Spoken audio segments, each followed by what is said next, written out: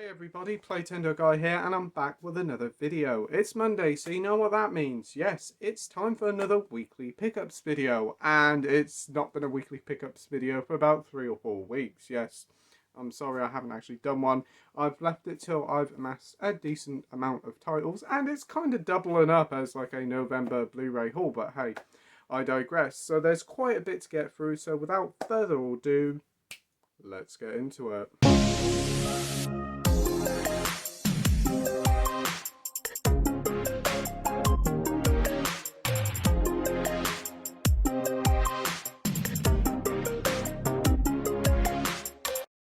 For the past few weeks I've been picking up some films here and there, and obviously with the Black Friday sale, and I've also picked up quite a few games. I'm just going to start straight off with the pop vinyl that I picked up. Yeah, I'm not really a big fan of pop vinyls, but I'm slowly amassing quite a collection. I do like the creature ones, like animals and that, rather than the human ones, because I think the human ones kind of all look the same. That being said, I have got a human one, but for a reason. I have Kate Bishop here from Hawkeye, and the main reason I got it is because of the little dog. So adorable. So yeah, this is Lucky the Pizza Dog. I haven't actually seen Hawkeye yet. I've heard some pretty decent things about it. I think it's set around Christmas, so I will give it a watch this year. Starring Hawkeye and also introducing Kate Bishop. I pretty much know who appears in this, thanks to the internet being the internet, but I'm looking forward to watching it nevertheless. So yeah, really nice pop vinyl. 2 figures here. Kate Bishop there with a, like, is it bow and arrow? Then you got Lucky the dog there. Yeah, normally these are about 15 quid. I popped into the Entertainer and this was only £5, so I thought, fair enough, I'll pick it up. I'm not a big fan of buying pops when they're full price, but when they're like 5 quid, I don't mind giving them a go. So yeah, that's Kate Bishop. On to the games now, and there's quite a few games I picked up. All for the PS5. So first up is a game that came out last year and is still going for quite a bit of money. I think it's going for about 50 quid, 60 quid online, also through Argos and Game. But Tesco are doing a sale, they're doing a clearance for Black Friday. So they picked up Call of Duty Vanguard for 5 quid. Yes. Went into Tesco. I noticed I've got quite a few games, all systems. I've got this, Cyberpunk, Battlefield 2040, whatever, but it's not a very good game.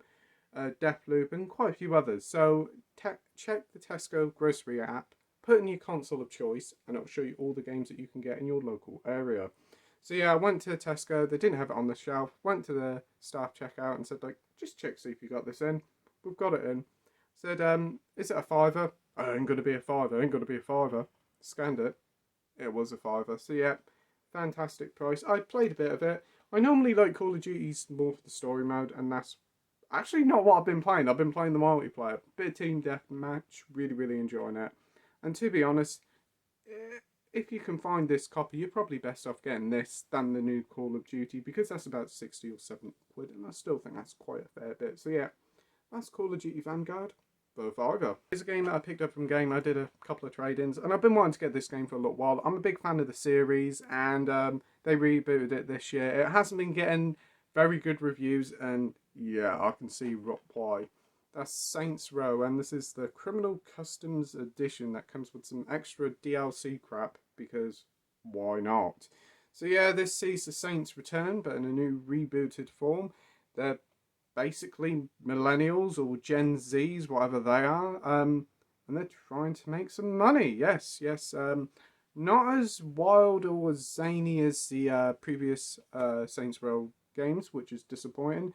There's some decent bits of humour here, but unfortunately it just feels like a very bland open world. But yeah, I got this for about a tenner, so it wasn't too bad. So that's Saints Row. The PS5 games that I did want to get was Ratchet and Clank. Been playing this, nearly completed it. Absolutely fantastic game. Looks like a Pixar film. It's stunning. I'm thoroughly enjoying it. The humour's on point and the story's really touching with some great characterisation. So yeah, that's Ratchet and Clank Rift Apart. Originally came out and it was like a real full price game, but I managed to find it for 40 quid. Yes, I've already played it, and yes, it's still quite expensive and probably the price it should have been at launch, but it is The Last of Us Part 1. Absolutely loved Last of Us. Thought it was an incredible game. Fantastic bit of storytelling and a big evolution for video game storytelling.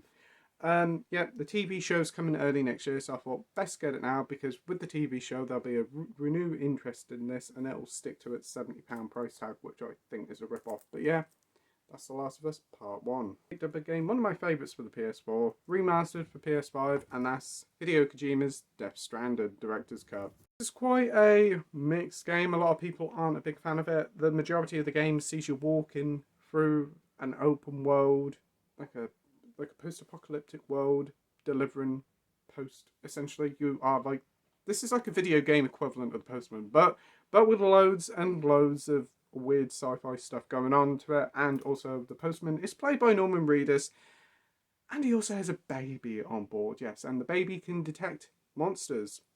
Yes. Also starring Guillermo del Toro, Lea Seydoux, Mads Mikkelsen, and quite a few other famous faces. So yeah, Death Stranding, love it. It gelled with me, so I'm looking forward to replaying it. So yeah, on to what everybody's here for, the Blu-rays. Yes, and I picked up quite a few. First up is, this film came out on 4K a few weeks ago, and I kind of wanted to get the 4K, but I thought, nah, I'll just get the Blu-ray box set. So I picked up the Chevy Chase box set of the classic Vacation collection, including National Lampoon's Vacation, European Vacation, Christmas Vacation, and Vegas Vacation. A lot of vacations. Yes, I have never seen a vacation film. I know a lot of people keep talking about this Christmas one, and I see the trailer for it, and it looks a lot of fun. So we have National Lampoon's Vacation. We have European Vacation, Vegas Vacation, and the one I definitely want to watch, Christmas Vacation. There's a squirrel there. I'm completely sold now that there's a squirrel. I know loads of people love this film. It's like a Christmas tradition for many people, so I'm really looking forward to giving it a watch, and I will be giving it a watch closer to the Christmas period. There, we have the Christmas Vacation, and I've actually managed to like keep the seal round the box by just cutting around here. So yeah, that's the Christmas Vacation. Christmas Vacation, or just the plain Vacation box set. Yeah. Another box set I have got is in the HMV 25% off sale. Yes, they did a 25% off sale last week. Really good sale for people who want to get some stuff. Many things like Keeping Planes, Trains and Automobiles, brand new that week.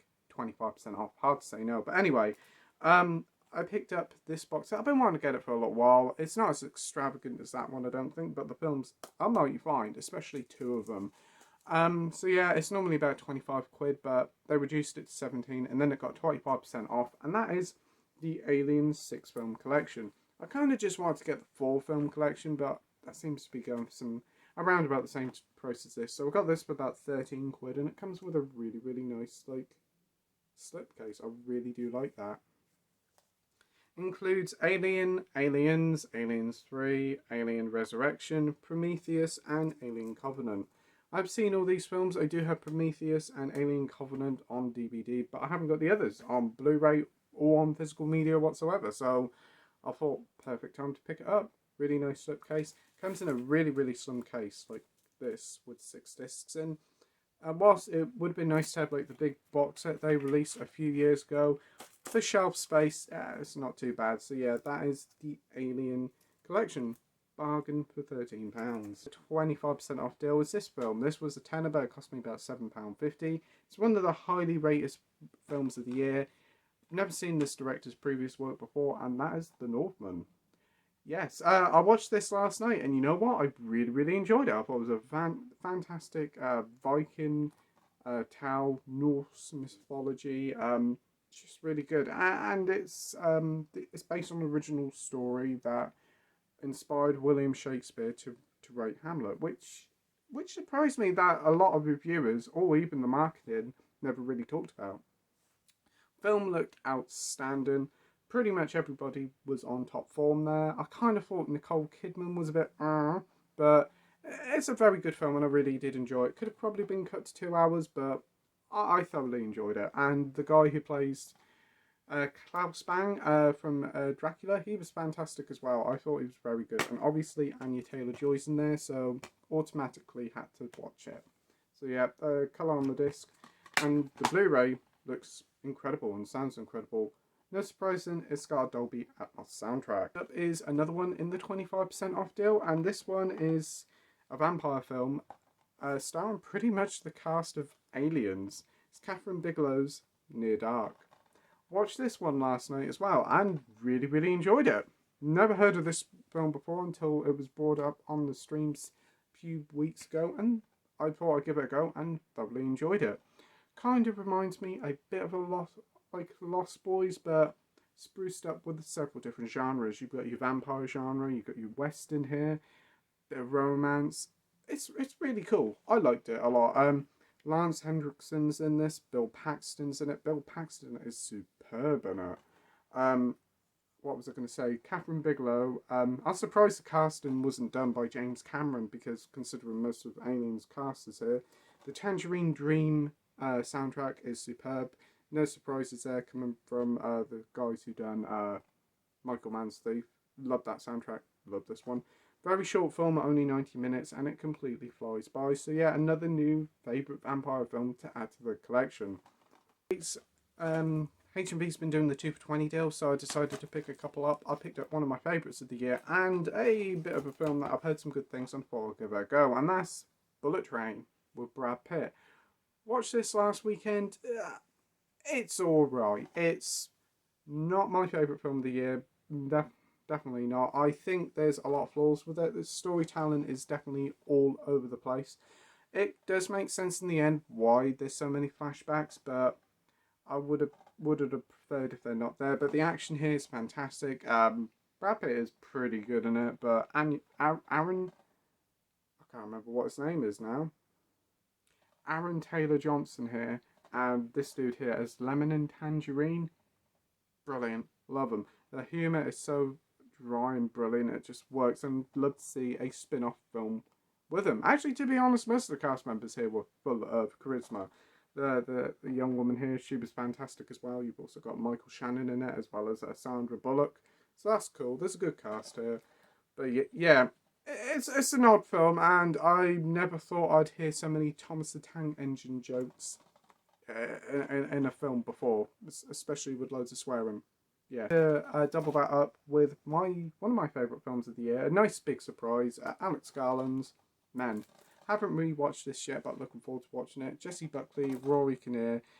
Big fan of Jessie Buckley. Think she's a tremendous actress. So I gave her a go and was thoroughly surprised with this film.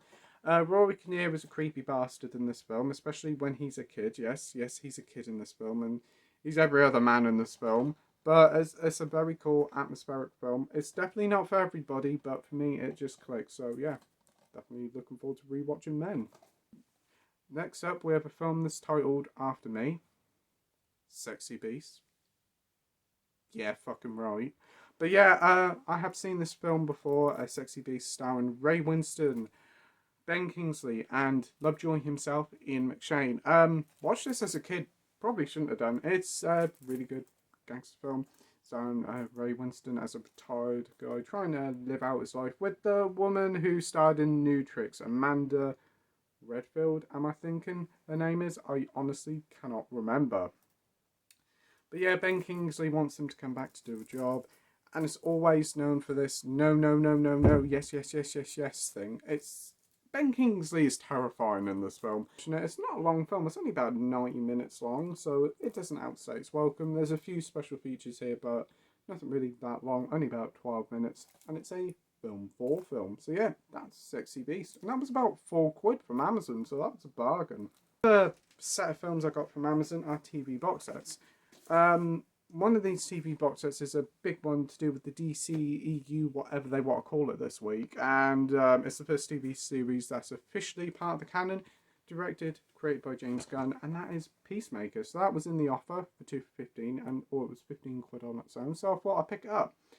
Been watching it over the past couple of weeks, thoroughly enjoying it. Wasn't a big fan of Peacemaker in the film. I was up to a certain point, and then I liked it up to a certain point, his character.